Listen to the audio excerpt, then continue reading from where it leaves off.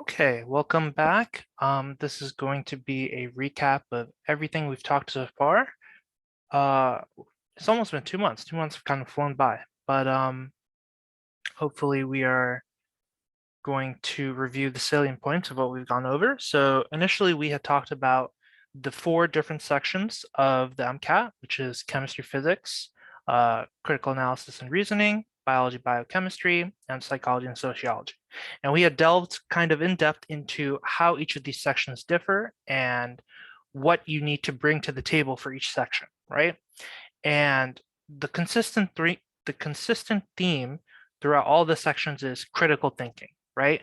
Some of the sections require more critical thinking than others, but critical thinking was the main thing that we need to keep in mind as we go through these. So for the chemistry and physics section, we talked about how important it is to know your units, right? As we have in capital here, equations and units.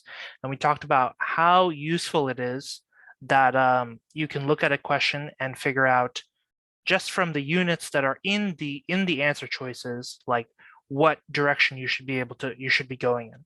And so you kind of want to have a good approach to the section overall is not to get bogged down in the passages they give you, not to get bogged down in the wording of everything, but to focus on the units, focus on the numbers, and think about, okay, what do these units tell me, right? Because the way they give you the units is they give you all the units you need, and the last unit or the last answer or the equation, the relationship between the units is something that you should know, right?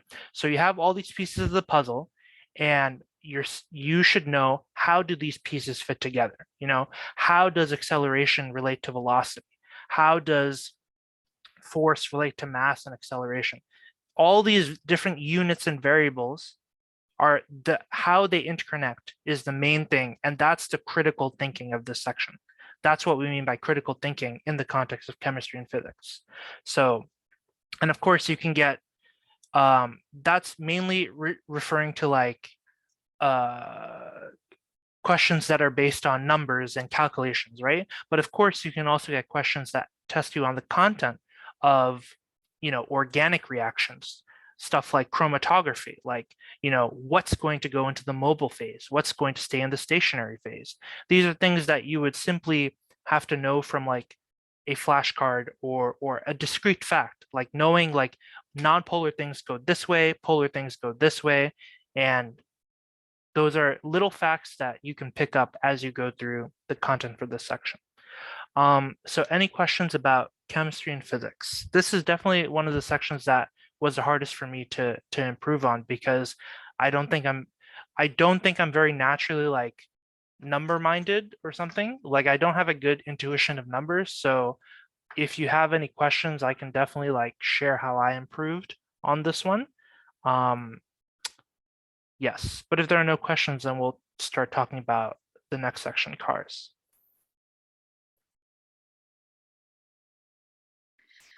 Was there a recording of this session? Because this was one of the sessions that I missed.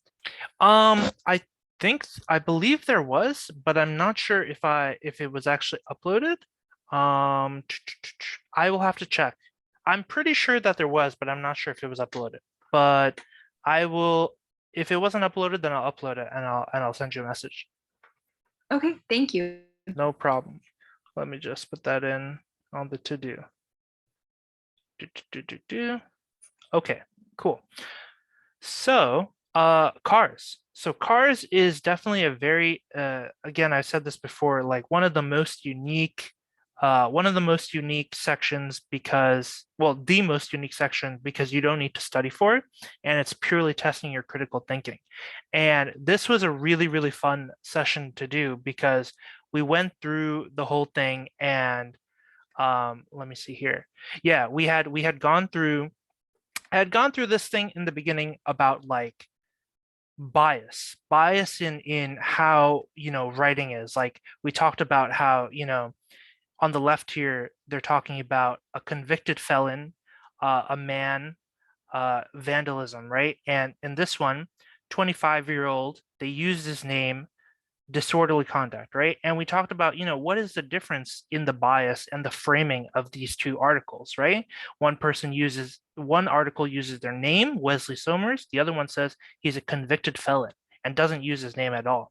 There are very subtle differences in how people write that you need to, if you don't already notice, you will have to become adept at noticing those subtle biases. And that's something. So when we say that you don't have to study for this section, what that means is you don't have to memorize content.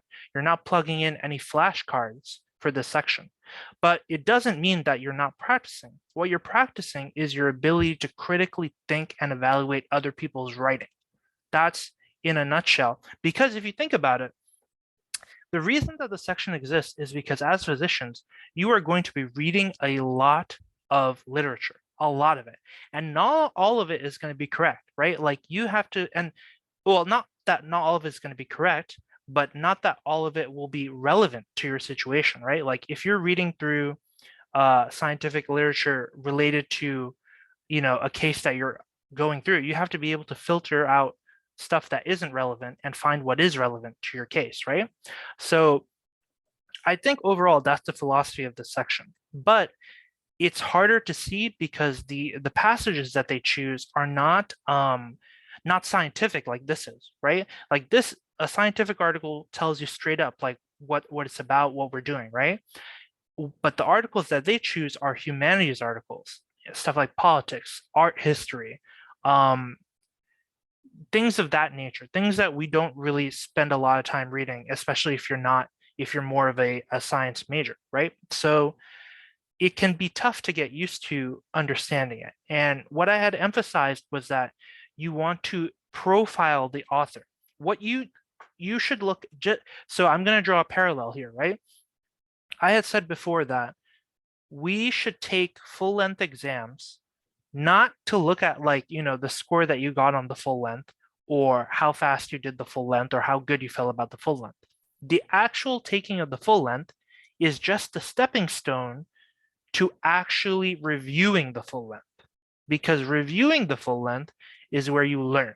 Reviewing the full length tells you, I'm weak on this, I'm really good at this, I don't need to spend time here, etc., etc.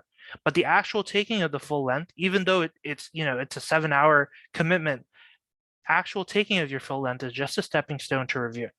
And likewise, reading the passage is not enough to guide you through those questions. Reading the passage is just a stepping stone to crafting your profile of the author, understanding who the author is and what they would say given, X information or whatever, right?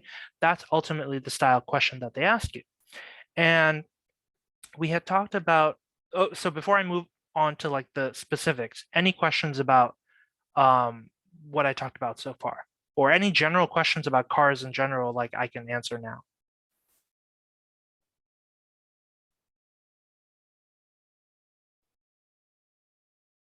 Okay, no problem. We'll keep going. And if you have a question, feel free to interrupt me or like post in the chat or something, and I'll pick up on it. So we had talked about the 3 different types of cars questions. We had talked about the 3 different types, like officially according to the AAMC, are the comprehension, foundations of comprehension, reasoning within the text, and reasoning beyond the text, right? And so these are roughly kind of like in difficulty order, right? A comprehension question is, did you understand? It's not, so here's the tricky thing, right? It's not necessarily about like, did you understand the passage? It's more, did you understand the author behind the passage? And that can mean a lot of things. That can mean like, did you understand the author's motivations for writing it? Did you understand how the author feels about this topic? And that's essentially what it, so it's never going to ask you like pick out a piece of information from the passage and that's the answer to one of the questions. It's not that simple. It's about constructing your idea of the author. The next one is reasoning within the text, right? And so this is like a step further. We're looking at so this requires you to understand the author's argument already, and then look at other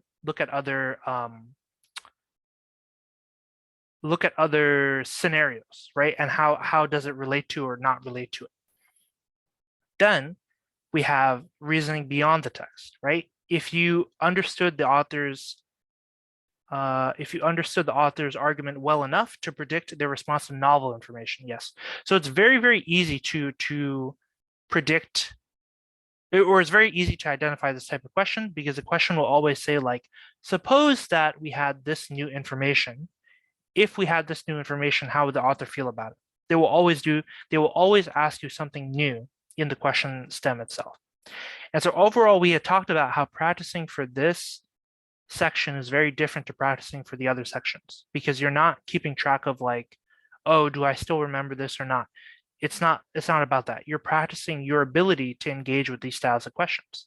And so what I had recommended was, do the passage and write down a simple author main idea. And again, this is much easier said than done, right? And this is why I want to start doing passages and stuff throughout every Sunday, because the only way to understand, like, what this is to actually do it, and so I am gonna, like, ask you guys, like, hey, what do you think is the main idea here? And over time, you're gonna be able to figure out, like, very efficiently, like, oh, this is what the test writer wants me to glean from this passage, right? So yes, so overall, this how to practice thing, we are definitely going to do it together, and so that is going to help us. I mean, that is going to help you guys be able to do it independently as well on your own. Yes, and so the other thing that I want to bring up was I had really enjoyed that this happened. So when we did this all together, like, everybody, I don't know if you can see it or if it's too small, but when we did this together, we were going through a Cars passage, and we had a particular question, and everybody said it was one choice, but it turned out to be the other choice, right? And like, why did this happen? Are we dumb? No, that's not what it is. It's that the test writers are so experienced and so good at what they do that they know how to trip you up. And they're not it's not that they're geniuses or anything. It's just that, like, the human brain is designed for, like, efficiency and making quick judgments, right? And, like, they know how to, like, phrase things that makes things sound really, really, really, really good. But if you just spend a little bit more effort, you can realize that it's not necessarily the best choice. So this is the constant, like, war that you'll be having when you go through Cars. You're gonna have to, like, kill off choices that feel so good, but they're just too good to be true. Like, that's something that you should keep in mind. Is this choice too good to be true? Because most often it is, because they're trying to, like, essentially honey trap you with a choice that sounds really great, but it isn't. And again, that's something that we have to practice, so you get better at identifying those situations when they arise, and they do arise pretty often. So that's basically the end of the Cars recap. Any questions about Cars, or, like, have you guys been doing Cars practice at all? Have you employed any of these tips? Has anything helped you or struggled with or anything?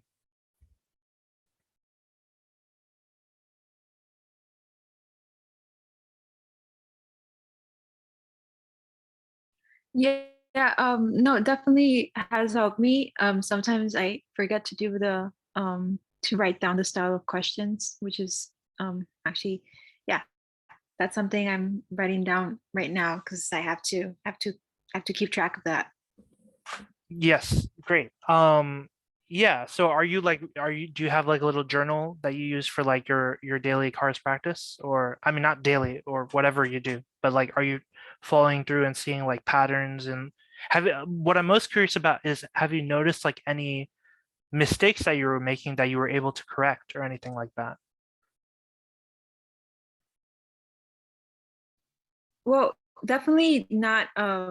Definitely the whole explaining why I got the like answers wrong is something that has helped me. Um, that that was a change that I made in my when I was doing cars. Um, yeah, that's like the biggest change that I've made too. Um, um, when So you're studying for the just for studying for the section. Yeah, great. And that's exactly what I was alluding to earlier with like how, you know, doing the practice test is just a stepping stone for the review, right? And that's true like all the way down. Doing a cars passage is just a stepping stone to the review and like confronting your wrong answer choices. So it's not, you definitely don't want to look at like, because motivation is a huge thing. So I definitely don't want anybody to feel discouraged if they do poorly on a car section. It's not like like I honestly got to the point where like if I got like full marks on a car section, that to me was like a bit of a waste of time because I literally didn't learn anything.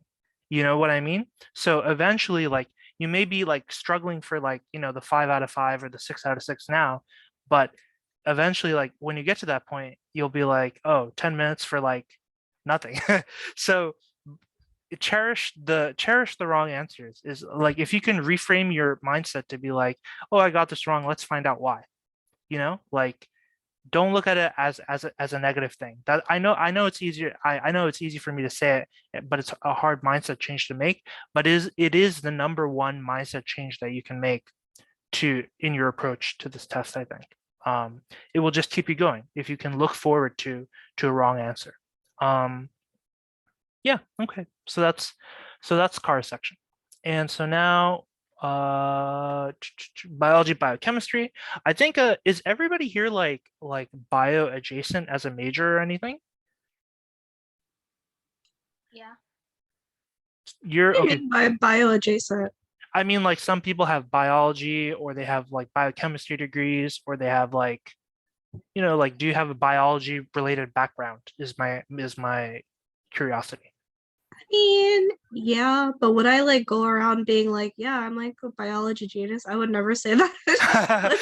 I mean, yeah, like I went to school, studied biology, but I wouldn't be like confident in it. It's like it's a lot of content, it's a lot of like details to just Yeah. memorize. So, Yeah, do yeah, I yeah. know? I don't know them off the top of my head. Like No, I no, would no. have to restudy everything. Yeah, that's an excellent point. Yeah, I felt the exact same way because when I started studying, I was like, wait, was I supposed to learn this in undergrad? Like I did, like I was like, oh no, what happened? And like all those memes about like taking tests and then like immediately forgetting all of the content like the next day. And it's like I feel like nobody really told me like I would have to remember all of that like for the future. So I should have just like learned it better the first time. But Yeah, now like that's what I'm really wishing as I'm doing MCAT study. I'm like, gosh, I really should have started MCAT studying when I was taking these prerequisite courses that are supposed to be on the MCAT and like yeah. learned it the way I'm like supposed to and been like, okay, like maybe even doing some practice problems then because I feel like I would be having a much easier time now where like there's some people that study for like 3 months just like and then just like get like a 520 and I'm like how do they do that? Yeah, and all of those 520 in 3 months people are like, oh, I had a pretty strong background in my college thing. It's like, of course, like duh, like you have the background already. You already studied for the most part. All you have to do is like refresh with like flashcards or whatever. So for people who didn't like the reason I had asked like if people had biology backgrounds was because like at least you're not exposing it, you're not being exposed to it for the first time because this is definitely the section of the MCAT that is the most like meaty, like the most dense in terms of details and stuff, right? And so if you have a biology background already, it's super helpful. Even if you don't remember like all the details and stuff, like at least when you're looking at it, you'll be like, okay, I kind of remember electron transport chain. Like I at least I remember that it's a thing, right? Okay, let's find out like what it actually is. I forgot all about it. And that I think is worth something at least. But yeah, some people just studied it really well and then were able to flip it in like 3 months or whatever. But that's okay. And, you can still like that was not me for sure. That was not me by a long shot. I had to go through and I had also not taken anatomy and physiology at the time, so I had to like learn through anatomy and physiology on my own. So yes, it's definitely possible, but it's a lot of detail and it takes a lot of attention. And then on top of that, like just having again, everything is a stepping stone, right? Just having the foundation of like biological knowledge is the next step is to do critical like thinking with that biological knowledge, right? Like, can you apply the knowledge that you have to like this new situation?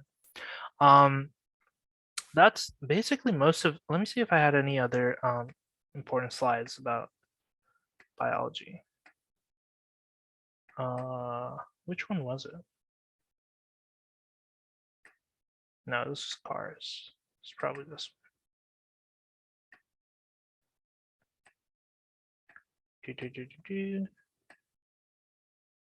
Wait, no, this is, wait, when did I do biology? Did I do it out of order? Do you know a good Anki deck for action potential? I don't understand your question. Like a whole deck just for the concept of action potential?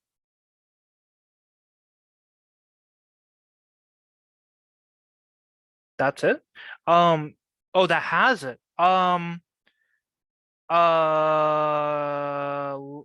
Let me look at my Anki deck. Like I'm sure I have something about action potential. I don't know if it's, I mean, I don't know if it's like, I'm not exactly sure what you're looking for, but let me see what my deck has.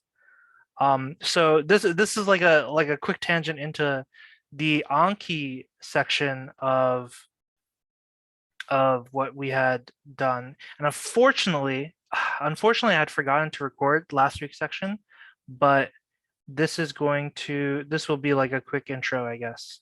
So this is the Anki deck that I had made. And so what we'll do is we'll go to browse and oh yeah, Lemisha, for some reason, like I don't have the option to share my whole screen.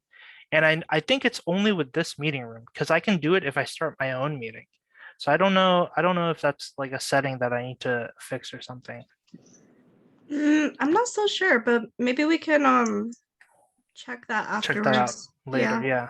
So what I'm gonna do, so this is a little bit of what I had shown last week. So this is the browse section of Anki. And so the reason I really like using Anki is that the browse section here acts like a living library of all the information that you have learned, right? So Andrew was just like, I don't know about action potential, right? So let's go here and go search for action potential and see like what cards we have with related to action potential.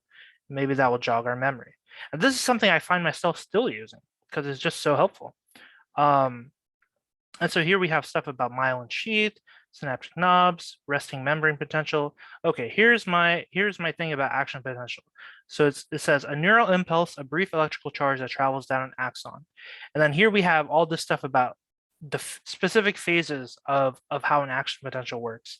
So Andrew, like what exactly did you want to know about an action potential? Like the depolarization or just how it works in general?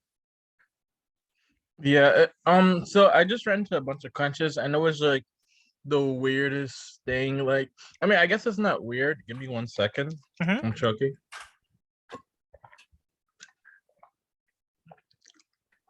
Yeah, it was like,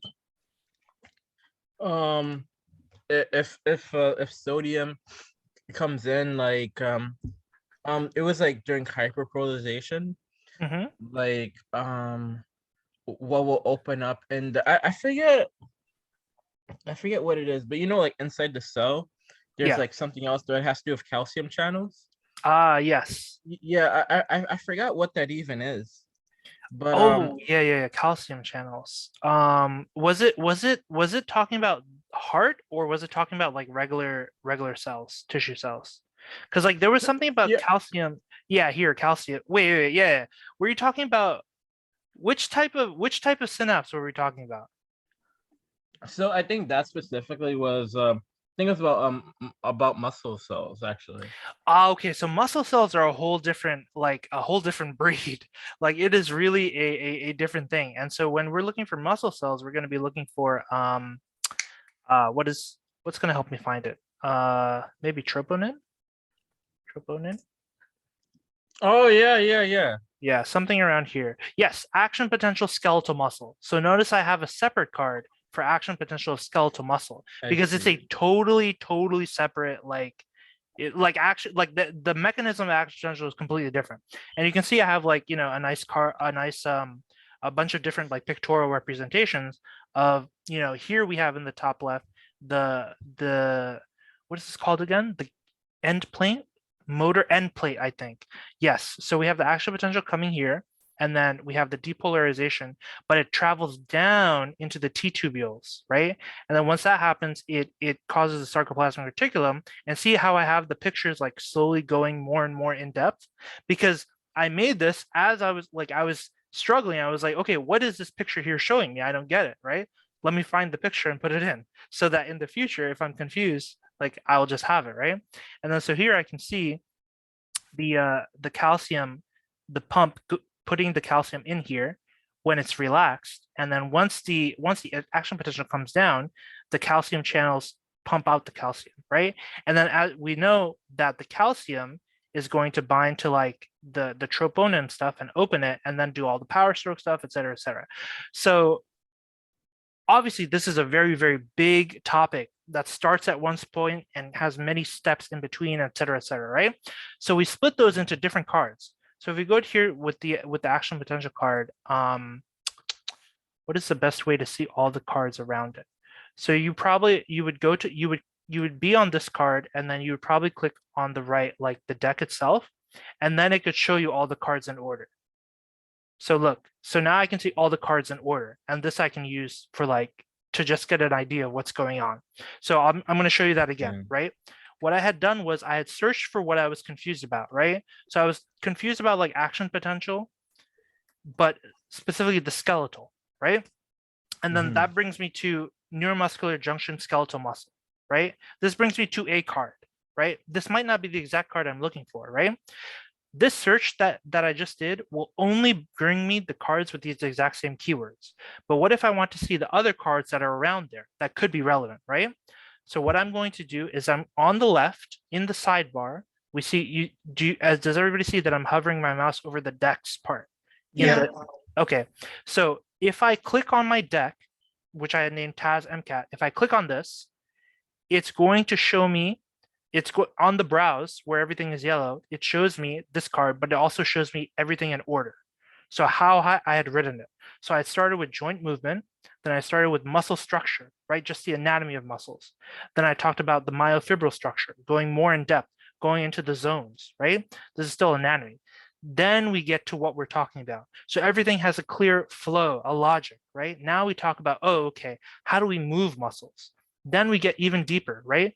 How does the actual like complex between like the actin filament and the myosin filaments works? Okay, now let's go even deeper. How does it work in terms of neurotransmitters, right? Let's go even deeper. How does it work? How does the neurotransmitters leads to electrical stimulation, right? So again, we can keep going deeper and deeper and deeper and deeper until you lose your mind, right? But the main thing is to take it one step at a time, right? If we go through each card at a time, we can understand it. Everything is segmented, I guess or there's another word that means specifically like broken down into small bits, but I forget what that word is.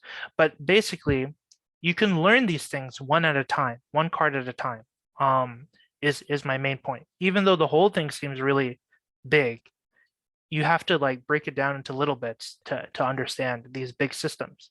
And they are big systems. The body is not easy to understand. And you're going to be doing this throughout you know, ideally when we all go to med school, like this is going to be a big thing, right? We're going to have to break down these huge complicated systems into bite-sized morsels that we can understand. And that's effectively what I had done with this. So yeah, Andrew, this is definitely a great help. Thanks. No problem. Yes. So if you ever have a question about something and you're confused about it, just go to the deck, go to the browse, and search for it. So I'm going to talk. Let me finish talking about bio, and then we will dive back to the Anki stuff, and I will do a quick recap on how to get this all stuff up and running. Let me share my this. Okay, so we had been talking about biology and biochemistry. Yes. Yeah, so I just got to talk. This is why I brought up Anki already here, because Anki is super, super important for understanding the the biology biochemistry section. Is the Anki deck you showed one that like you totally made by hand?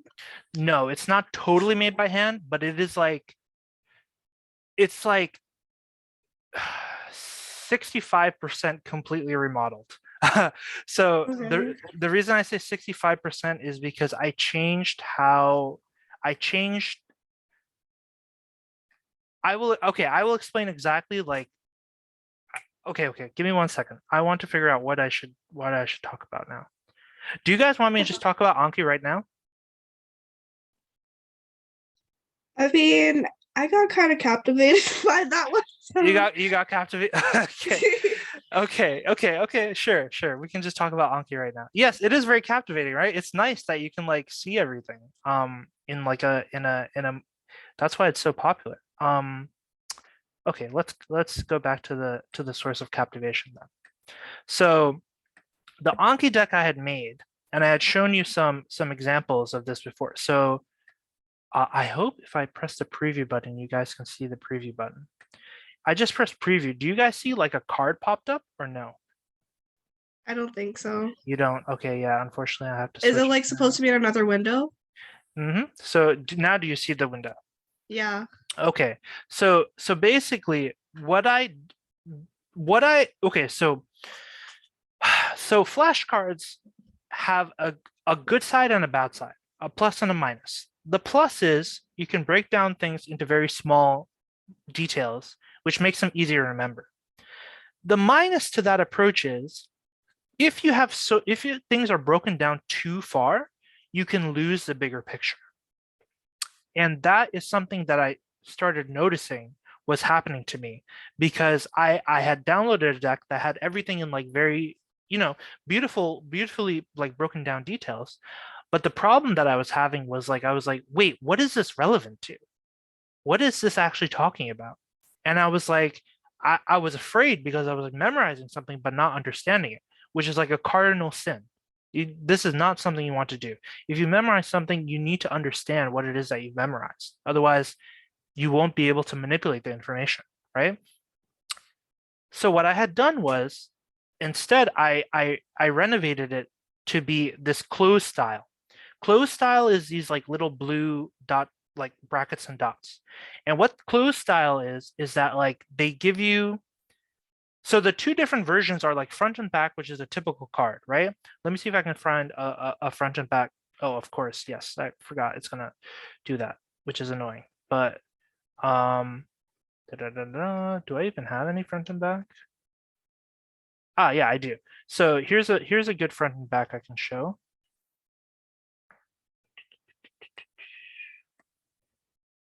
So this is a front and back card.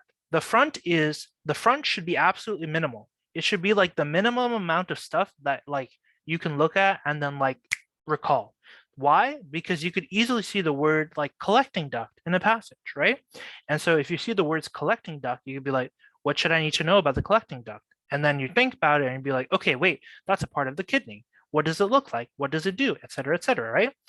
Now we flip over the card and we see a a picture, an infographic of this, and we see, oh, here's a collecting duct, and we see the main parts that I had wanted to memorize is that the cortical portion is first and the medullary portion is second, right? This is a pretty simple like front and back card. And the main thing is like the back should not have that much information, because you cannot regurgitate a paragraph on demand. You know what I mean?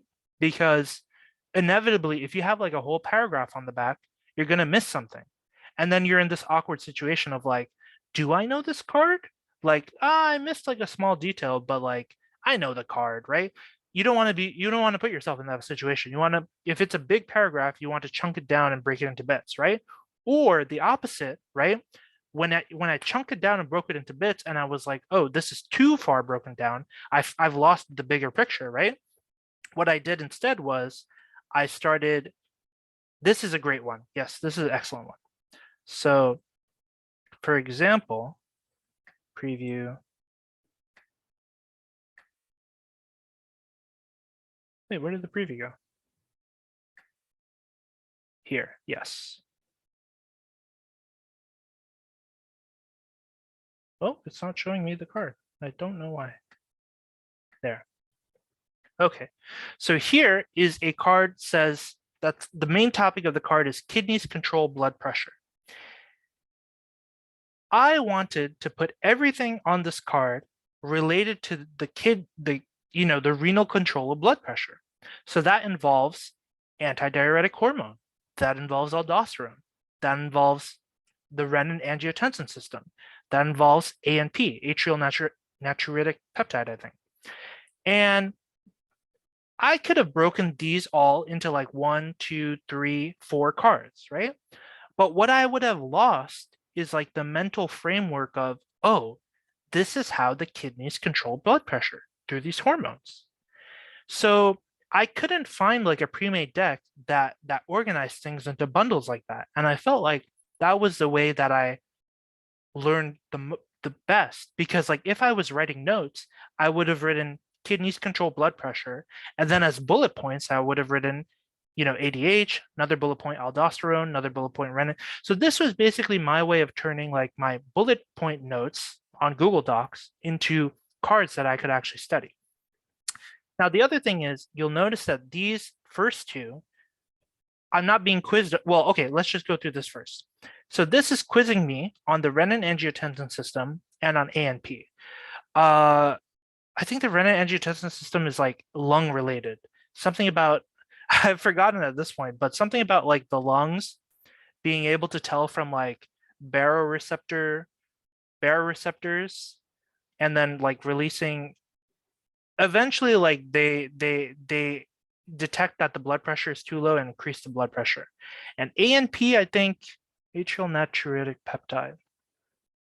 I think it's the opposite of ADH, but I don't fully recall. But again, so this is like me like going through like an Anki card, right? So this, I've given my best shot. Now I'm going to look at the choices, right?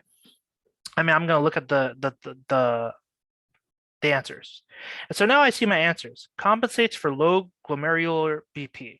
So I had like the idea of like, okay, because we have low BP, right? We do something, but how does it do it? I didn't have the full idea. Acts to increase BP, vasoconstrictor, fast effect, and stimulates release of aldosterone, slow effect. So these seem like two big things. I would say I didn't do this card well at all. ANP from heart vasodilator inhibits renin release, inhibits aldosterone release, decreases BP. All the major points that I need about ANP are like here. And then I would be like, okay, I didn't do this card well. I want to see it again, like in 15 minutes or something until I know it well. And then of course I've got all my pictures here for, for my better understanding. Now the other thing is you'll notice that the first two choices are not, I'm not being tested on them at all. That's because they are in a different card.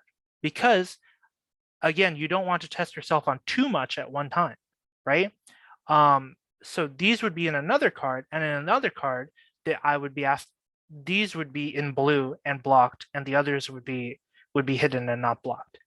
And so I could probably find that card actually. And so do you have like multiple MCAT decks that you use to study, or is it primarily just this one? So when I studied, you're asking when I studied, how many different decks did I use? Yeah, or like, is this kind of like accumulation of all of those, but like enhanced? Essentially. So essentially, yes. So essentially that is basically what I did, but I had one extra deck, and I'll explain why and how I use that deck. So here was the preview. Yes. So this is the other one. Share screen. And so here you can see the other card, right? Where the first 3 lines are occluded. And so this tests me on this part. And so you can freely set up what parts should be occluded or not. And I'll show you how you can freely do that. What you do is when you're editing a card, this is the card that we're talking about with the kidneys, you'll see these little bracket marks, C1, blah, blah, blah, blah, blah, right? And this pops up if you press Command Shift C. Yes, so Command Shift C. And what that does is it tells the program like we want to test the user on this term, right? And so if you have a 1 here and the 1 here, that means on the same card, those are going to be blocked. If you have a 2, that means on a different card, block these. If we did a 3, we would make a 3rd card. If you did a 4, we would make a 4th card, and so on, right? So that's how you use this style of card.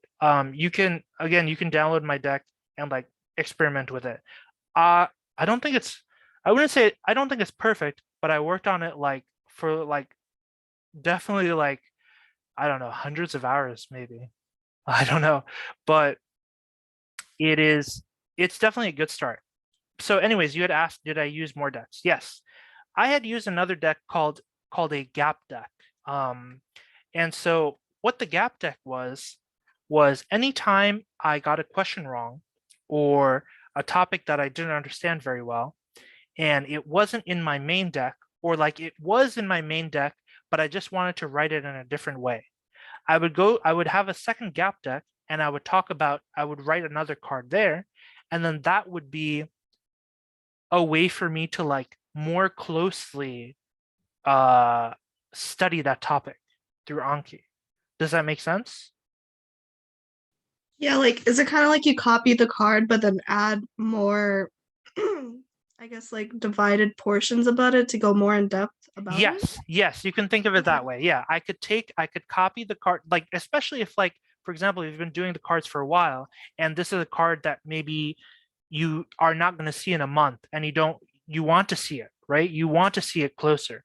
So if you want to see it closer, you can make a new version of it and then add whatever details. Like there's a lot of stuff that I got wrong on AMC stuff that I added to my deck so that I would know it. For example, I'm pretty sure this happened a lot in psychology sociology because they asked like really weird terms that I had never heard of before. So then I went and I made a card for psychology and sociology, and so then I added it into the thing. I'm trying to think of like one that I had never, that I was like, what the heck is this? And then I had to add it to. And then like, what's the current deck? What does that mean? The other one that's on there. On your current deck. This is not a deck. This is just the current deck that you have open. Oh. Yeah. So okay. It's not even okay. It's not a deck. It's just a button to go to the current deck. Yeah. Okay. Yeah. So basically, yeah, those are the main things. And oh, right. Okay, I need to explain to you. Okay, so this is the one other major point of how to use Anki, right? So you'll notice that all of these cards are in yellow. Why is that? The way that I had used it to study was I went to where's the main Anki page? Yeah, you guys can't see this. I have to switch to this. Here. So this is the main Anki page, right? So if you just downloaded Anki or some time ago, you would probably seen something like new 2020, 2020, right? That is like the default setting, and you don't want to use that because the way that you go through these cards is not in the order that they gave you. It's in the order of whatever you studied just that day, right? So let's say So first things first, I'm just going to tell you like the setting that you need to fix. You need to click on this cogwheel and go to options. And then under options, your daily limits, hopefully you can see options. I think you can. Under Yeah. daily limits, this should be set to like a ludicrous number. Like so just so that you're not capped. Because you don't want to be doing 20 cards a day only. You want to be doing like however many cards that you need to do. It doesn't need to be 999. It just you don't want to be capped. That's what I'm saying. So you would put that there. And the other thing is that the way I would do it is, for example, so let me switch back to this one. So this is the browse, right? And this is basically, this is every card in my deck, the TAS MCAT deck, right? So if you press Control A or Command A, you can select all of them, right? And then if you right click, there's an option called Toggle Suspend. What suspend does is like, is the card available to study or not? So if I toggle suspend now all the cards are available to study. So now if I switch back to the main page, it should show like you see, it shows like 999 cards are ready to study, right? Obviously, we don't want that. So what we do is we suspend all the cards and then unsuspend as we go through the material. And that's how you can retain the material as you learn it. So what does that look like? Let's go back to this. Yes. So what I'm going to do is Control A or Command A. I've selected all of my cards. I'm going to right click. I'm going to suspend, right? Now, let's say I'm Andrew, and today I was studying action potentials, right? So let's look for action potential. All right, so we find action potential here. And then again, we go to the left and we click on the deck itself to make sure, so we can see, you know, action potential in our list of all cards, right? So let's go back to, you know, this is not related, luteinizing hormone, right? This is a different part of the deck. We started with nervous system, right? Let's say we were studying nervous system today and we got up to action potential. So let me select nervous system, cell body, axon, dendrites, axon hillock, myelin sheath, synaptic knobs, node, blah, blah, blah. You get the idea. Like I'm selecting up to the, and I'm pretty sure I could just drag or something. Yeah, I can just drag, right? So let's say like these are all the cards that I want to, and then this gets to brain subdivisions. Okay, this is no longer what I studied. I haven't studied any of this. So let's go here. And now let's unsuspend these cards. Click this. Now they're available, right? Now I go back to the main Anki page. Boom. We now have 14 cards available, and you can see how it's subdivided in the systems part of our deck, right? Now, if I open this to study this, I'm only seeing the cards of the material that I have studied today. That's what I want, because I want to reinforce the material I've studied and make sure that I can remember it. What is an action potential? I just read it today. You know, something about electrical, you know, movement based on like channel openings and closings, something like the curve. You know, you picture whatever you had read today, open this, see what you got right, what you got wrong, etc. And then here at the bottom, you have, oh, this is not what it, oh no, yeah, this is correct, right? If you got it, if you need to do it again and you got it wrong, you would press again, right? If you did well, you would press good. If you think you know it really well, you press easy. And now the program is going to automatically show you based on how you rated yourself. So you spend less time doing cards that are easy, less time spent on stuff that's easy, more time spent on stuff that you need to work on. In a nutshell, that's what Anki is. So that was a lot. So give me all your questions if you have any. So how do I get your deck? Oh, it's in the thing, in the folder. But like, Oh, how do you like get it exactly and then yes. put it? Is there Okay, like a? Yeah, no, let me I'm show you not right an Anki savvy person. I'll just say that's that. okay. No, I got you. Let me show you right now. So first things first, do you see on the drive folder the TAS MCAT file? Okay, let me get it. I'm trying to pull it up really quick. Let me see if I can put the link in the chat. Here's the link if you need the link. Okay, great. Thanks. No problem. So in there, there's like a 70 megabyte file that ends with Mhm. .apkg. Okay. I think that's like Anki package or something.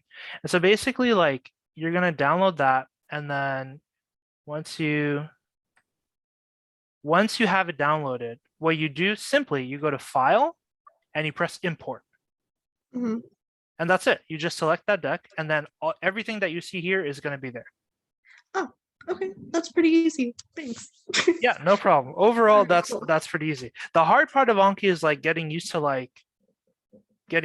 to how to edit cards, how to like work through like the browse stuff that I showed you is probably the hardest part for that when I got started using, because I was like, how do I see the cards? I don't get it, right? To see that, you click on browse up here. And then once you click on browse, you can see everything in detail. And oh, you guys can't see browse. Once you click on browse, it brings you to this thing, right? And then you can see everything in detail. And then there's a lot of stuff else that you can do. Like you can flag cards as different colors, and then the flags will show up when you study for whatever So reason. what is the flags about? The flags are really like up to you, however you want to use them. You could flag a card red if you're like, I need to pay attention for this card, or this is a card that has an error on it, I'm going to come back to it, or whatever. On Anki mobile, there's actually like a star button that is not on the desktop version that adds like that makes a card marked. And so how do you mark a card here? Well, yeah, you can flag a card and then you could see it flagged here. And then like on the left side, you could find it. So for example, if let's say I was struggling with action potential, or I wanted to like, look at the card again later because I wasn't sure if there was something wrong with it or something. So I flagged it as red, right? Just as arbitrarily, I flagged it as red. Later on, once I open browse, I can click red and it will pop up every card that's flagged red. So you can just use flags for however you want to, if you want to like make note of a card, essentially, for whatever reason that you want to make note of the card. So what are buried cards? Buried cards are so suspended cards is just what I showed you. Buried cards. Oh, yeah, now I remember what buried is. You have the option to bury a card when you're studying through. So if I open up let me go back to the main. That took me a minute. I was like, what is a buried card? Because I haven't done this. So study now. And then we have a more option on the bottom right. And then we have a lot of more options, right? All this stuff you can ignore because we're not using like audio or anything. Mark note, right? This is the star option on like the mobile forms of Anki. And if you mark a note, I'll show you what it does, but I'll mark it right now. And we see we have a star on the top left. And I'll show you what that does. Then we have the bury note. What does bury note do, or bury card? Oh, wow, this is an important distinction to explain. A card and a note are different. A card, how do I explain this? Okay, how do I explain this? A card versus a note. So okay, okay, for this is a card and a note because it's just a front and back. But this is different. So let me just go through. No, these are not. Yes, this is different. This is a. Oh no, wait, this isn't, because no, okay. There's no way to do it other than to actually show you. Hold on. Let's go to browse.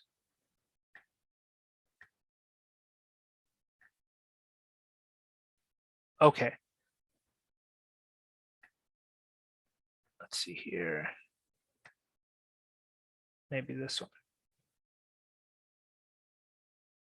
This is all C1. This is all C1 as well. Okay, wait, you know what? Maybe I'll just show you right now, since I'm not using this anyway. So, okay. Oh no, this is a good example. Okay, this is a perfect example. Okay, okay, okay. Look, look, look.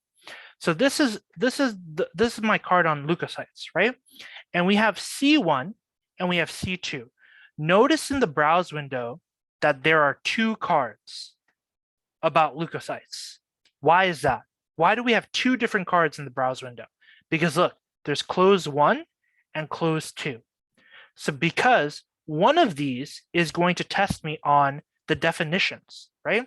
C1 is going to ask me the definitions of these different cells. But C2 is going to ask me to name the cells from the definitions. Let's look at what that looks like, right? So if I preview close 1, it looks like this. It's all of the cells with the definitions blocked. That's my first card, right? And then we can see all this, right? But let's close this.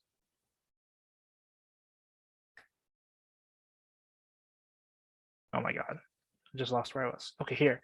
But if I open close 2. Wait, we're not seeing your screen anymore. Yeah, I'm sorry. I was just trying to get it up. Oh, that's okay. Here, if I open close 2, it's the reverse. Do you see how now the names of the cells are blocked? So what this distinction is that, and I'm going to close this again and show the screen again. I have to figure out how to share my whole screen. This is Yeah, let's definitely figure that out at the end. So here, I think I'm getting what you're saying. I think I am. Okay, good. So here, what I'm saying is that this is card 1 and this is card 2, but they're both the same note. That's the distinction. A note is like contains all of the cards. And sometimes a note only has 1 card. For example, this note only has 1 card because we only used C1s. But this one has 2 cards because we used a C1 and a C2. And those closes let you test yourself on the same information in different ways. And of course, that strengthens your retention of the material, because it's not only that like I see a B cell and I know what a B cell is, but I can also predict like, oh, this is something that digests stuff and presents on the MHC2. This must be a B cell, right? I can go back and I can go forward. So all of that was a tangent to explain the options when you're reviewing, which is right over here. All this stemmed from your original question of what is burying a card. Burying a card simply means I don't want to see this card today, show it to me tomorrow. That's it. But if you select bury note, you won't see any of the cards related to this topic, right? Like if you have C1, C2, C3s, you won't see any of them. If you bury the card alone, you'll only bury that particular close. But most of the times, it's the same thing. Most of the time, you're just saying like, show me this card tomorrow. I don't want to do it today for whatever reason. So is it just for like 24 hours? Yeah, it's just for 24 hours. Bury just buries it for 24 hours. 1 card buried. And then of course, if it was a mistake, you can just press Control Z and it'll undo the bury. So that's what bury the card was. Also, I had marked a card, right? And I wanted to show you what marking means. So if I mark this card, right? If I go back to my browse window, and you can marking is very useful, especially like when I was studying on my phone. If I noticed a typo or if I noticed like a card that needed improvement, I would mark the card. Then once I was on my computer, because it's harder to edit on the phone, once I was on my computer, I would simply go here and I would type in marked, and boom, it'll show me all the cards that are marked. From the, oh, actually, wait, no, this isn't it. Is it marked or is it mark? Oh, wait, no, is it tag marked? Yeah, it's tag marked. So tag : marked, and then it shows that hitting that star button marks a card for whatever reason if you want to look at it. But I think like the flags are probably easier to use than mark because the flags are just here on the side. So yeah. Cool. Yeah, okay. I think those are the main points of how to use Anki. Again, the main thing is that it's useful because you have like this living library of all the knowledge that you need to know, and you need to use the hell out of this thing for psychology, sociology, because there's so much like new terms that you never learned before. And you're not going to learn, you will not be able to learn all these new terms in a normal way. Like you're just going to have to brute force learn them. And Anki helps you brute force learn them because it just shows you it. And it's like, hey, do you know what this is? And again, I had explained like the reason I had organized everything this way was also for in psychology, sociology, they often ask you to compare things. Psychology and sociology is like 100, like 90% of the questions are simply like, hey, here are these 4 terms. 2 of them are obviously wrong, and then 2 of them are like suspiciously similar, and which one is the correct term? And if you don't know the terms well enough, you can't, it's just luck, right? So to know the terms well enough, you need to not only like know each one, but you need to be able to compare them, right? And that's why I have the deck set up this way, because I have all of my theories of motivation here. And so I read through all of my theories of motivation and understand, you know, what is the difference between these things and what is similar between these things. That was my approach to comparing things anyway. Because, you know, if you compare them as you study them, then it'll be easier on the test when you're asked to compare them. Yeah, so that was, Is it? yeah, go ahead. Is your psych soc section like content all from like a 365 page note? Yes, it's all for, so I started with the 365 page notes, and then I went through all of the AMC psych soc material and anything that like I had picked up, anything that I was like, oh, I never saw this before, I put it in. As far as I know, okay, I have to be very careful here because I don't know.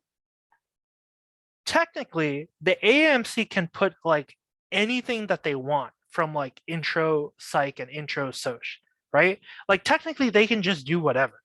I'm pretty sure I remember somebody had said they got a question about like the timeline of behavior therapy, like which came first and which came second, which came third.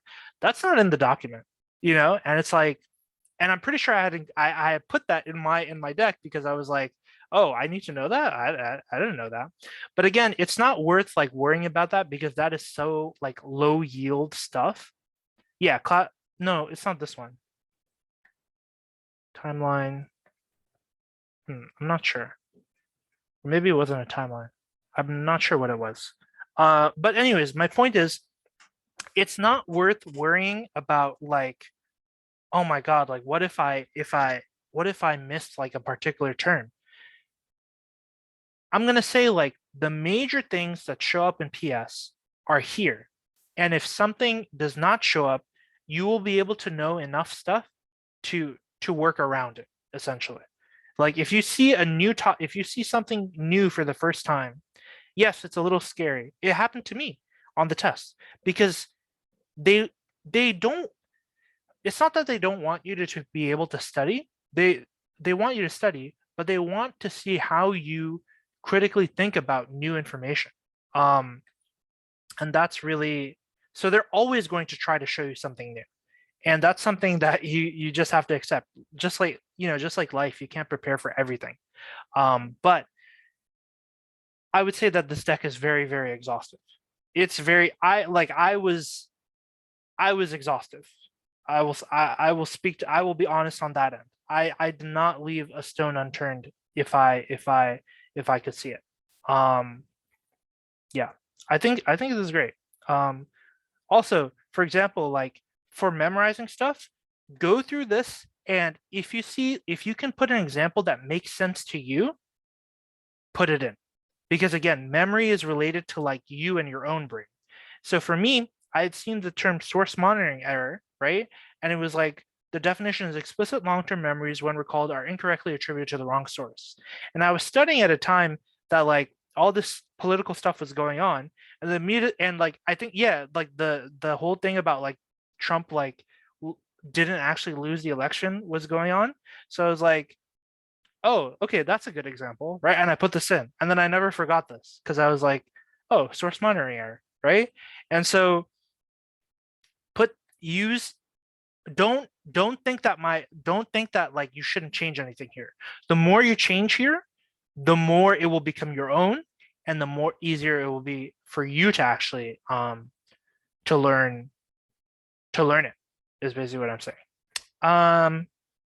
Okay, Yeah. so like if we make changes, it doesn't appear in your like you don't like it doesn't disrupt everyone's decks. Right? No. Yeah, good question. So the file that I gave you on the drive folder, right? Once you download it, it's like your own set of cards. So it's like to get if it was a physical analogy, right? If I had a set of physical flashcards, what I just did was made a copy and I gave it to everybody who asked for the copy, right? So if you modify your own set of cards, it won't reflect on my personal cards. And it won't reflect on anybody else's cards. This is not connected to anybody else's cards. Feel free to modify as much as you want for yourself. Got it. Thank you. No problem. Yeah, it's not like Google Docs or something where like where the changes reflect for everybody. Although that's a kind of a cool idea now that I think about it. I'm thinking about like how we had like edited a resume together and it was really fun and like we were all like so efficient and making so much work happen. Yeah, Now- I know, right? I really liked our last session. Oh my Yeah. gosh. That's crazy. That just made me think, Natalie, that just made me think about like, what if there was something like that where like everybody works on like flashcards together? Wouldn't that be crazy? Yeah, unless there was somebody who wanted to like destroy everything. I mean, I hope not, but yeah, that's a problem, right? Yeah, that's kind of wow. That's a good idea actually. Collaborative flashcard making. Okay. Anyways, yeah. Any other questions about Anki? It's definitely like not the easiest thing to get used to. Please like send me questions if you have about how to use it, and I'm happy to explain. I can design that. It'll be on. Yeah, like look, if only I had like some abilities to like make things on the computer or whatever. But Yeah, did you say you have like a CS background?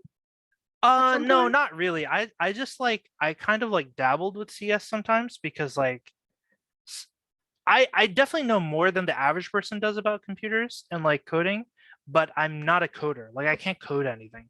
So it's just like a slight interest. But I don't know. That's something the reason I like knowing about coding and stuff is like it makes me better at like doing things like studying or like working or whatever.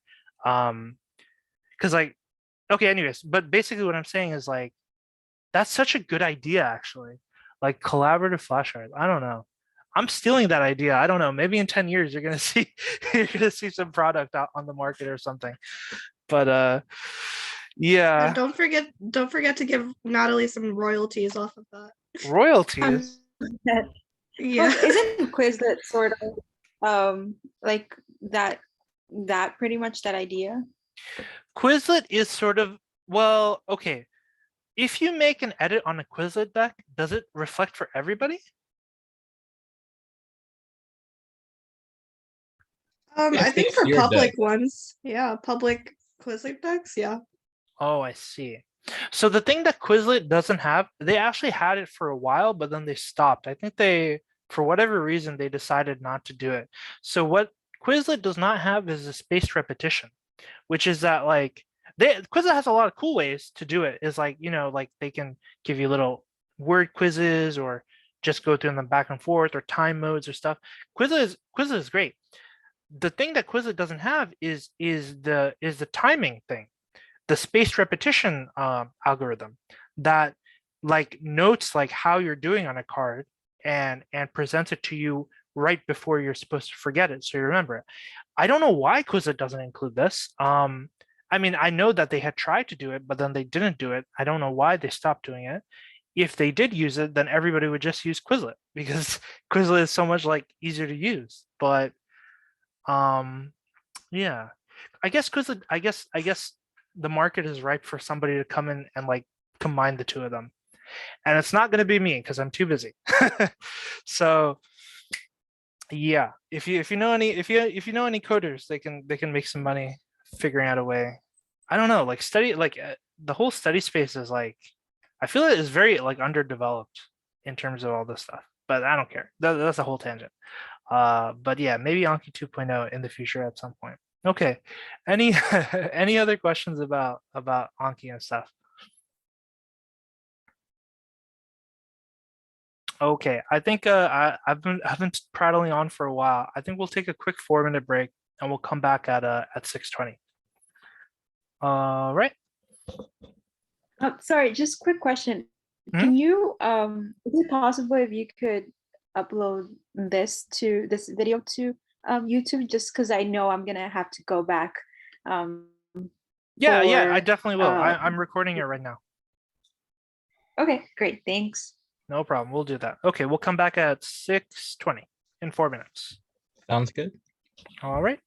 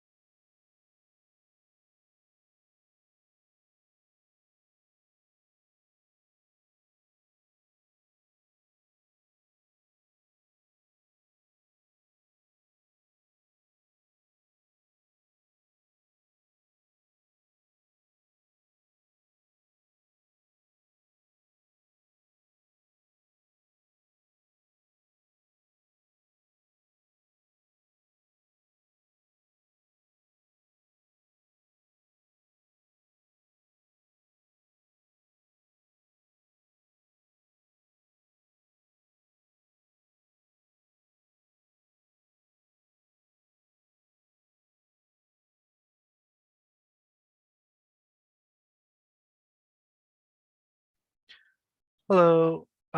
Sorry about that. I had to take a phone call. Can you guys hear me? Yeah. Yep. All right, great. So, yeah, so that was the whole deal with Anki. And what else did we want to talk about? Yeah, so again, like I said, Anki does take some time to get started with. Please feel free to email me or or text me or whatever. If you have any trouble with it, no I'm- problem. I like tried to get it on my phone too. Mhm. And I like I have an account and like some other decks synced on there, but I'm like not that tech savvy with the Anki app either. But I'm thinking like what I had to do was press synchronize Yes. and then it would come on, but then like it's been like just running for like over 10 minutes and then now it's just saying like error. Oh no. So I don't know what happened. So so the first thing. Ooh. So the first thing, if you already had some decks, that makes it a little bit tricky. I think so on your computer right now, you have your normal decks and you have my deck added, right? Yeah. And did you synchronize your desktop to like the cloud or whatever? Yeah. I think. Okay. Yeah. So that happens like when you close Anki on your desktop, it automatically syncs, or did you go to the sync Um, button? oh, actually,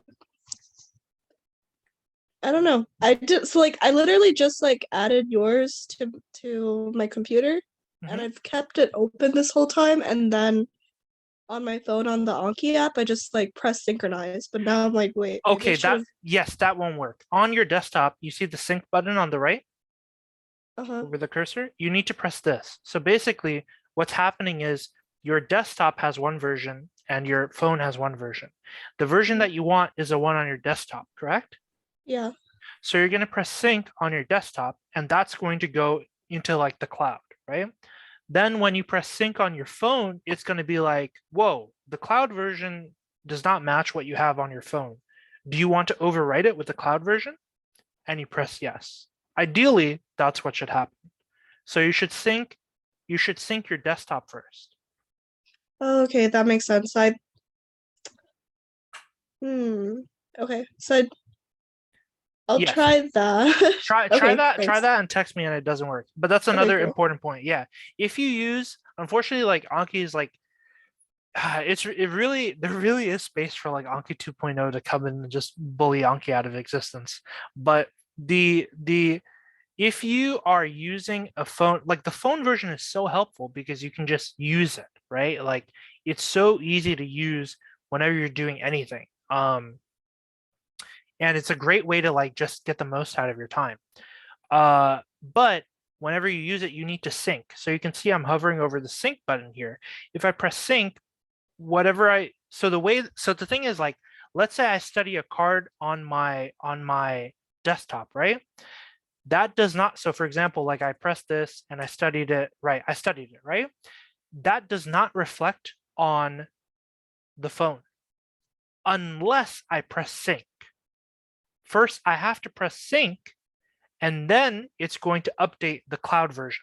Like this is related to what Natalie had asked. Like if I make a change, does it reflect on everybody else? No, it doesn't. This is actually totally just on your desktop unless you press sync, and then it will update your personal Anki account cards right on the cloud. Once you have pressed sync, then on your phone you can also press sync, and then you can download the thing. The thing to make so what you want to do to make this as painless as possible is to just have the syncing be done automatically. So I think you can go to, let me see if there's an automatic sync option. I know there is. I'm just trying to remember where it is. There's an option to just sync. Oh, it might be under preferences here. Can you guys see preferences or no? Can you guys see a window? Yeah. You guys can see preference? It's right here. I see it. Great. Okay, it's right here under network. Do you guys see that I'm under network? Yeah. So you synchronize audio and images, automatically sync on profile, open or close, periodically sync media. You want all of these checked. So every time you close Anki, boom, it will sync. So you don't run into any kind of errors with problems is basically the deal. Cool. Yes. So and on your phone version, there's also an option for automatic sync on opening or on closing. So if you have automatic sync on, you're not going to run into, ideally you won't run into problems. But the first time setup might be a little it will definitely take a while because the deck is huge. The deck is like 70 megabytes. So I mean that's not that huge, but like for Anki, it takes a while. Okay, yeah. So let me know how that goes. I will. You don't have to let me know now. You can let me know later as well if that's when it finishes. So now let's go back to what we were talking about. I think before we talked, while we were talking about all this, it was in the middle of talking about biology and biochemistry. But I think we basically like covered it with Anki, right? Like I explained how I had learned excuse me. I explained how I had learned the content was like by going a little bit at a time and then in my case, I was writing the cards or improving them, right? In your case, you can just unsuspend my cards. And if you want to add a card or improve, you can do that, right? And then you know, so like, you know, so just to like write it out so it makes sense, it's like if today I studied I don't know, what's a random, like circulation, right? So I go to the Anki deck, find all the cards related to circulation, unsuspend them, and study them that same day. So this is how you don't waste time reading or learning about something and then forgetting it, because that's the killer, right? Because I mean, we've all done this through like undergrad, right? Like we learned something, we studied it for the exam, and then we forgot it. We can't do that here because we need to remember all of it for the exam.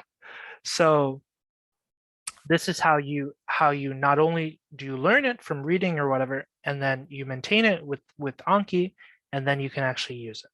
That's in a nutshell. That's what we're doing.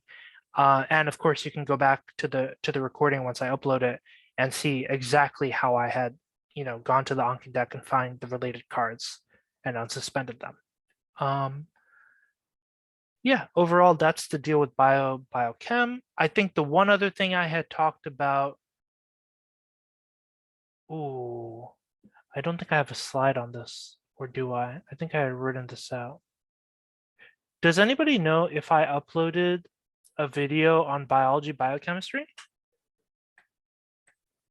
You did. I did. Okay, so I had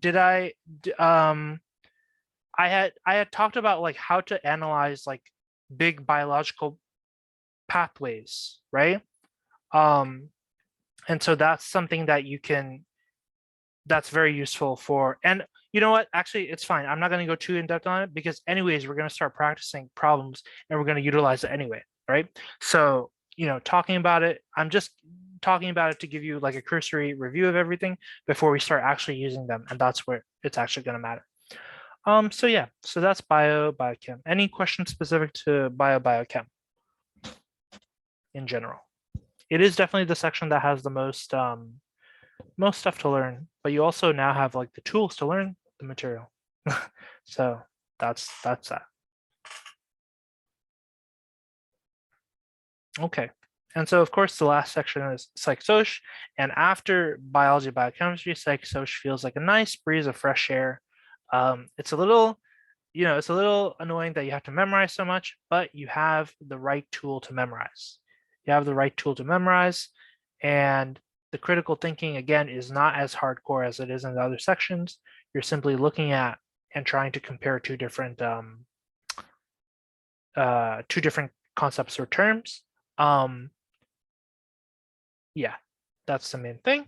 Actually, for the so yeah, so again, with the same way that I talked about, like today I studied this, so I go to the blah blah. Same thing applies to any section that you're doing, right? So if you're doing chemistry and physics section, today I studied optics, so I go to the Anki text. So look at the let's do this right now real quick. Open this, go to browse, share this. So we're on the browse screen. I'm gonna look for optics. Okay, I found one card that's related to optics. Obviously, this is not all the cards I have. I go here and I click on the deck, and now it will show me all of the things related to optics, diopters, aberration, human eye, etc., right? So I take index of refraction. So from here to human eye, it seems like those are all my cards on optics, right? I right click, I toggle suspend. Now I have something to study and memorize, right? Now I know, okay, I need to memorize what is index of refraction that I just read about. I need to memorize these equations about refraction and reflection. I need to memorize that when light, and again, this is a card right here. I think that this is a card that is not actually well done. Maybe like I ran out of time or something. I would probably redo this card and make it into a closed card, you know, and like probably close these into like higher and lower and like reflects towards and away, right? I would hide those words and like test myself on those things. You know what I mean? Like all the information here is good, but the structure and the format you can play around with, see what works for you, what doesn't work for you, you know? So that was a quick run through of what I mean by like, you know, I read something and now I need to test myself. And you want to make sure that you're not reading everything that you read needs to be with like the goal of, I want to remember it, you know? And this is how you remember it. Okay, so now we go back to here. And so that was, so my main point was like, you can apply this to any subject, right? Except for cars. Cars, you have to go through, you can't really make an Anki deck for cars. You have to do your journaling. Yes, so for chem, phys, this and this, you can do what we just talked about. And what else is there to talk about? I think that's pretty, oh yeah, and you know, we had talked about like how to schedule, and you know, I'd explained like this diagnostic style of making sure you understand things. I think pretty much everybody had gotten that. Does anybody have any questions about this, or like, I don't know, or any comments on this approach? I don't remember.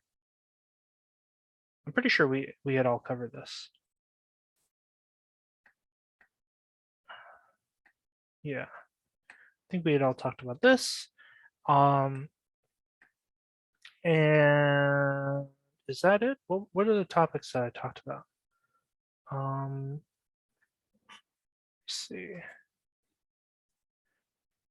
We talked about all four. Where are you getting all your cars passages from?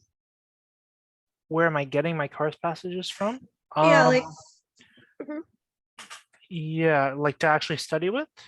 yeah.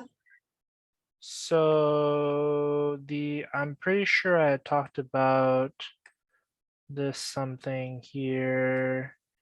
Yes, so sources to use for cars prep, and I had said like you know, obviously the AMC material is the major one because everybody else is just trying to emulate AMC's style. So it is a little bit tricky. I think a trap that some people fall into is like, I'll leave the AMC material for last since it's the most important, and I'll start with other ones. The problem with that is like you can pick up bad habits from other sources that are not necessarily what you would see on the AMC. So I think the best thing to do is, I believe that the AMC material now consists of the CARS diagnostic. Wait, I have a slide somewhere. I am, yes, maybe right here. Yes, in the bottom somewhere. Okay, no problem, Natalie. See ya. I will put up the recording and you can see the rest. Bye bye. Do, do, do, do, do. We had said. Yes, so here we have the CARS diagnostic tool, which is like I think 120 questions. And then the critical analysis reason skill question pack 1, volume 1, question pack volume 2. I think that is all of the CARS that you get officially from the AMC. Not including the ones that you get in the tests. And I would start with the diagnostic tool. I think the diagnostic tool is good because they specifically go out of their way to write a lot about the answer choices and how you should think about the answer choices. So it is meant to, like, I think that is where they want you to start as your diagnostic. And so I was just using that for like the first, obviously like this, before I had found out about this, what I was using was Khan Academy passages because somebody had said like they were made with the AMC. So, and we did, remember when the time that we did a CARS passage together and it was like, it seemed like it was one choice, but it was actually another choice. That was from Khan Academy. And that is very, very, very similar to what the AMC likes to do. UWorld was okay. I did on more than one occasion think that like once I started like honing in, like after a couple of months, I was able to like realize like, oh, this is something the AMC would do. I started noticing, oh, I don't agree with this like choice, or I don't agree with how they like so UWorld is all right. That's how I'd put it. I would say don't bother with anything else, I think, personally. I'm sure there's an exception to that. I just, in general, I would say start with the AMC stuff. I think that's going to help you more than anything because you don't want to get sidetracked and then later have to undo bad habits. Start with the diagnostic tool and then move on to these question packs, and don't like have any fear of like, oh, what if I run out of material? Then what am I going to do? You can A, either do the Khan Academy stuff, or B, even better, redo these, right? If you don't have, because you're not going to remember them thoroughly, and you'll be able to understand like how, it will even help you like understand like how did I improve and what did I fail to improve on. That's another big thing. So yes, sorry, that was a long answer to your question. CARS diagnostic tool. I should have just said CARS diagnostic tool. No, that's okay. That's good. Okay, great. Why did you ask that question? What was I talking about before that? You know, I don't really remember anymore. I'm sorry. I actually went on such a long tangent that I like have no idea what I was talking about before this. Wow, that's crazy. Wow. That's not good. That is not good at all. You know what? I think we were trying to figure out if like we covered biology, if it's on the website. And I think I was talking about asking, making schedules. Do we need help with making schedules? yeah, I think I was asking about, do we need help making schedules? I think you just interjected about cars for no Yeah, I'm particular sorry. reason. No, I don't know. no, that's all good. Okay, you know what? I think we actually covered all the main things. So, yeah, so you know, it's been like 2 months, and I think we managed to hit. I think I've managed to like teach a man how to fish, you know, rather than like give him a fish. And all the tools that we've discussed now are yours to use, and I want us to use them together. So I think starting from next week, we are going to be, because I don't really have anything else to teach, I don't think. The only other way that I think would be effective for me to help you guys is for us to start doing practice tests together. And I will not do the AMC practice tests because that is something that you should work on. If you need help, if you're stuck on like something and you're like, I don't understand this, can you explain it to me? Then we can like, we can get together and work through it. But I think what we're going to start doing is go through some practice exams that I have from, I forgot the company name, but they're good practice exams. They're pretty solid practice exams, and I want to go through together just so that we can utilize these techniques that you've heard me prattle on about for so many Sundays. And that's gonna be again, that's where we get those big moments of like, oh, I thought it was B, but it was actually A. That's a big learning moment. So all in all, that's where we are at. Any questions in general or about anything? Any questions or concerns?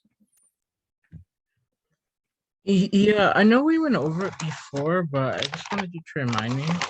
So I know for cars, we said we should read the passage. Mhm. Excuse me, read the passage and then formulate an idea of what the author is trying to communicate. And then for the biochem section, you said that we should read the questions first because we may be able to answer some of them without even reading the passage. I think I had said that for the chemistry physics section to Okay. read the questions first, because in my experience the chemistry physics section has a bunch of junk in the passage, and the actual questions themselves are very like, what is, you have wavelength this and velocity this, what is the energy of the photon?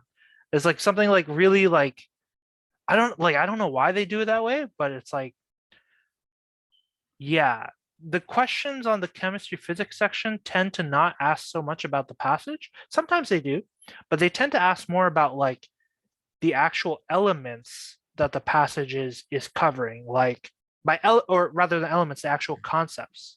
So I would say it's a good use of time to quickly skim over the questions and see if there's anything that you need to dig into the passage to about. So just to give you a quick coverage of that, just gonna write here. Can I write here? Yeah. So for Chem Phys, I would say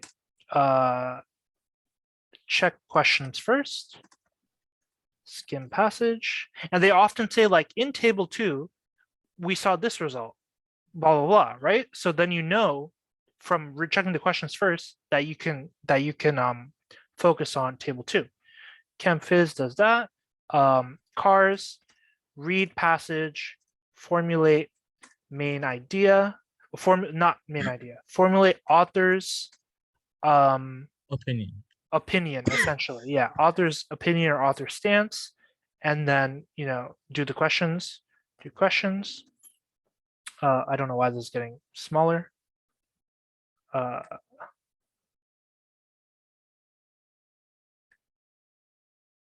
Cars, and then biology, biochem.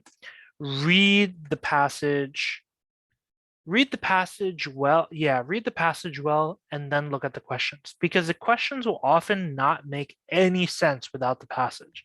Because if the passage is all about like, we discovered a new novel gene, OBB, and it does blah blah blah blah, blah, right? And the question might be something like, what is the effect of like interleukin gamma on OBB's effect on hypertension or whatever? And you'll be like, what the hell is this talking about?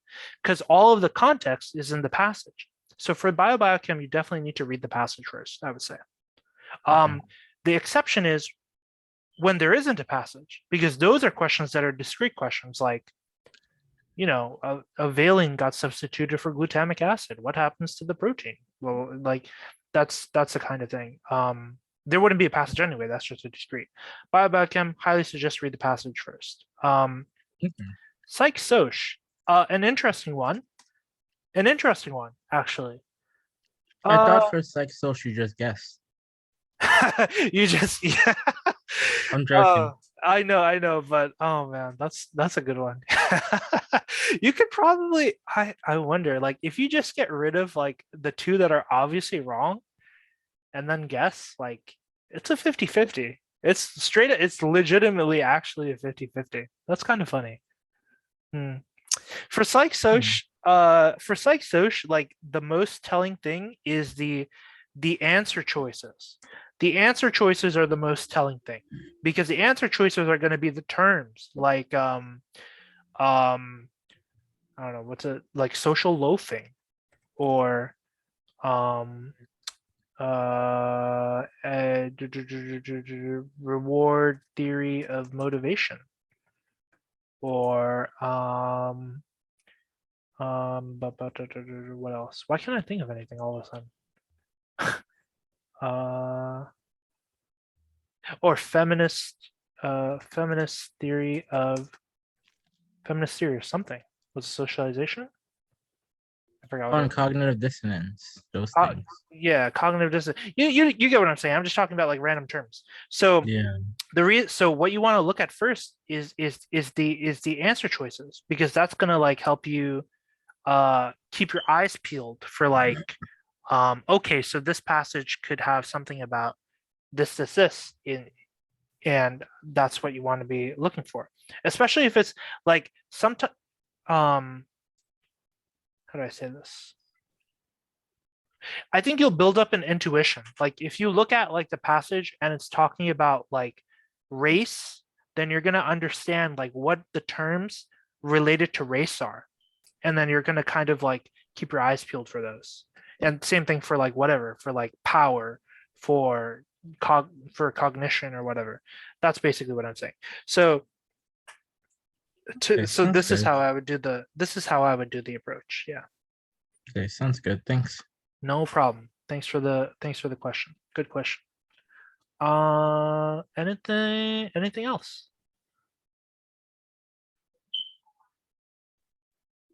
Okay, so I tried to do the Anki thing. Am I supposed to click upload to Anki Web or download? Yes, correct. Upload to Anki Web. So imagine like Okay. your desktop is one, your phone is one, and there's like an invisible cloud above you. So your goal is to get your desktop into the cloud and then download the cloud to your phone. Okay, so on my desktop, I'm pressing upload. On my phone, I'm pressing download. Yep, that's correct. You're pressing upload and uploading into the cloud. And then once it's done, not at the same time, let it finish on your desktop. And then on your phone, you're going to press sync. And it's immediately going to be like, whoa, this isn't the same thing as what you have in your cloud. Do you want to download the cloud or do you want to upload your phone? And you'll download the cloud. Okay, cool. Thanks. No problem.